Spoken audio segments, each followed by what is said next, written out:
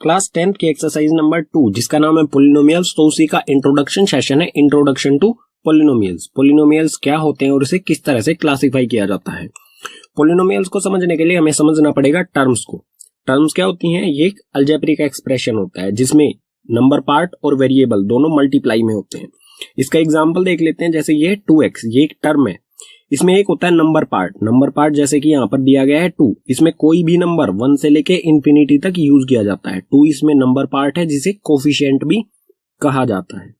और दूसरा जो है वो है वेरिएबल पार्ट, जैसे कि यहाँ पर है x। वेरिएबल पार्ट में कोई भी इंग्लिश का अल्फाबेट A से लेके Z तक यूज किया जा सकता है, इसे कहा जाएगा वेरिएबल पार्ट।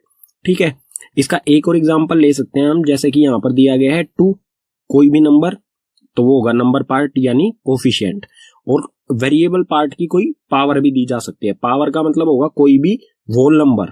पावर इसकी जो होगी वो होगी 0, 1, 2, 3, कोई भी होल नंबर होना चाहिए। ठीक है, 0 से इंफिनिटी तक इसकी पावर हो सकती है वेरिएबल की, तो ये भी वेरिएबल में ही आएगा।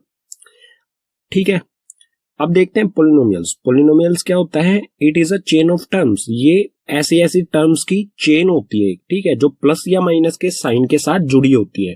जैसे यहाँ पर दिया गया है 5x। 5x एक टर्म है जो माइनस के साइन के साथ 3y यानी कि दूसरी टर्म 3y से जुड़ी है, और उसके बाद प्लस का साइन लगा है और उसके बाद दिया गया है 2। और ये भी 2 जो है हमारी, ये भी टर्म है।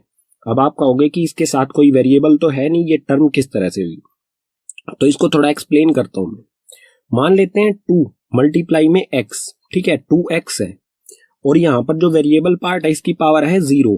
अगर वेरिएबल पार्ट की पावर 0 हो गई, किसी की भी पावर 0 होगी, तो उसका मतलब क्या होता है? 1, यानी कि x की पावर 0, इसका मतलब क्या है? 1। तो अगर x की पावर 0 की जगह मैं 1 रखूंगा तो ये क्या हो जाएगा? 2 मल्टीप्लाई में 1 इक्वल्स टू 2। ठीक है, तो ये आ गया हमारा फाइनल आंसर 2। तो कोई भी सिंगल डिजिट होगा वो भी एक टर्म हो सकता है। तो पोलिनोमियल क्या होगा? Chain of term. बहुत सारी टर्म प्लस या माइनस के साइन के साथ जुड़ी होती हैं, तो उसे कहा जाएगा पोलिनोमियल्स। और पोलिनोमियल्स को टर्म्स के अकॉर्डिंग क्लासिफाई किया गया है। किस तरह से? अगर कोई पोलिनोमियल जिसके सिंगल टर्म है, जैसे कि यहाँ पर एग्जांपल है 2x, ये एक सिंगल टर्म है, तो इसे कहा जाएगा मोनोमियल। मोनो यानी कि मोनो का मतलब होता है 1। ठीक है, अगर किसी में 2 टर्म है, जैसे कि 5x प्लस में 3, अगर 2 टर्म है तो उसे कहा जाएगा बाइनोमियल। बाई का मतलब होता है BI, बाई का मतलब होता है 2। ठीक है, जो इसमें 2 टर्म होती हैं। ऐसे ही किसी में 3 टर्म है, यहां पर दिख रहा है आपको 5x एक टर्म है, 3x और 4, 3 अलग अलग टर्म्स हैं जो प्लस या प्लस के साइन के साथ जुड़ी हुई है। माइनस भी आता तो कोई प्रॉब्लम नहीं होती, उसे कहा जाएगा ट्राइनोमियल्स। ठीक है, अगर 3 से ज्यादा टर्म आती हैं तो उसे कहेंगे हम पोलिनोमियल्स। ठीक है, बाकी इनको भी पोलिनोमियल्स ही कहा जाता है, लेकिन इनके कुछ स्पेसिफिक नेम्स दिए गए हैं। ठीक है, अब है degree of polynomial. Degree of polynomial क्या होती है? Highest power of variable in polynomial. Polynomial में वेरिएबल की हाईएस्ट पावर, उसे कहा जाएगा डिग्री। एग्जांपल से समझ लेते हैं अच्छी तरह से। जैसे हमें पोलिनोमियल दिया गया है 5x square plus 3x plus 4, ये एक पोलिनोमियल है। अगर हमसे पूछा जाए इसकी डिग्री क्या है, तो डिग्री क्या होगी? वेरिएबल की हाईएस्ट पावर। तो वेरिएबल है यहाँ पर x, तो x की हाईएस्ट पावर कहां पर है? इसमें यहाँ पर है x की पावर 2, तो यही हो जाएगी इसकी डिग्री। ठीक है, इसकी डिग्री हो जाएगी 2। इसी तरह से एक और एग्जांपल लेते हैं। यहाँ पर ये पोलिनोमियल दिया गया हमें 8x स्क्वायर माइनस 14x की पावर 6 प्लस में 4x की पावर 3 प्लस में 3, तो इसमें हाईएस्ट पावर क्या है? वेरिएबल की 6, तो ये हो जाएगी इसकी डिग्री। लेकिन ये जो वेरिएबल है ये प्रॉपर वे में अरेंज नहीं किया गया है, अरेंजमेंट इसकी ढंग से नहीं की गई है। तो पोलिनोमियल की अरेंजमेंट किस तरह से की जाती है? जो हाईएस्ट पावर होती है वो सबसे पहले लिखी जाती है। तो हाईएस्ट पावर वाली वैल्यू क्या है? -14x की पावर 6, तो इसे हम लिखेंगे सबसे पहले -14x की पावर 6। उसके बाद लोअर पावर वाली वैल्यू, उसके बाद पावर का 6 से कम पावर किसकी है? इसकी, तो प्लस में 4x की पावर 3, 3 से पावर कम किसकी है? 2, इसकी 8x स्क्वायर, तो प्लस में 8x स्क्वायर, और उसके बाद बचा जो 3।